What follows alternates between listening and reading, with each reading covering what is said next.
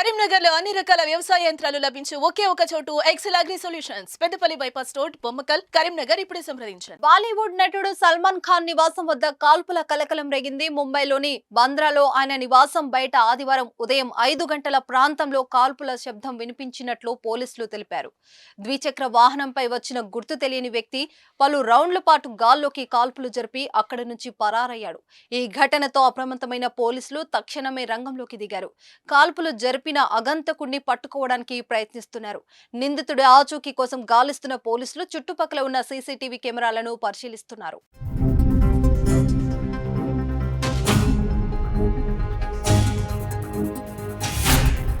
బాలీవుడ్ కండల వీరుడు సల్మాన్ ఖాన్ కు బెదిరింపులు కాల్స్ వస్తున్నాయి. దేశవ్యాప్తంగా సంచలనం సృష్టించిన పంజాబీ గాయకుడు, కాంగ్రెస్ పార్టీ నాయకుడు సిద్ధు మూసేవాలా దారుణ హత్యకు గురైనప్పటి నుంచి ఆయనకు బెదిరింపు ఫోన్లు, మెయిల్స్ అందుతూనే వస్తున్నాయి.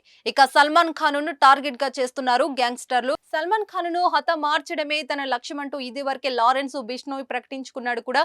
ఈ బెదిరింపుల నేపథ్యంలో ముంబై పోలీసులు సల్మాన్ ఖాన్ కు గన్ లైసెన్స్లు మంజూరు చేశారు. ఆయనకు మరింత కట్టుదిట్టమైన భద్రత కల్పించారు.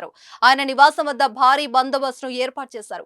గన్ లైసెన్స్ ను కూడా మంజూరు చేశారు. అయినప్పటికీ ప్రాణాపాయ బెదిరింపులకు బ్రేకులు పడట్లేదు. గుర్తు తెలియని ఇద్దరు వ్యక్తులు నేరుగా ముంబైలో సల్మాన్ ఖాన్ ఇంటిపై కాల్పులు జరిపారు.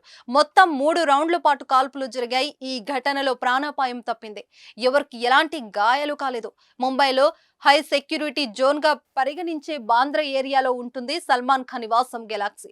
అలాంటి సెక్యూరిటీ జోన్ లో దుండగులు ఏకంగా కాల్పులు జరపడం కలకలం రేగింది. ఈ సమాచారం అందుకున్న వెంటనే పోలీసులు అప్రమత్తమయ్యారు. ఆయన నివాసానికి చేరుకొని భద్రతను పర్యవేక్షించారు. ఇంటి గోడలపై బుల్లెట్లు తగిలిన చోట ఫోరెన్సిక్ నిపుణులు మార్కింగ్ చేశారు.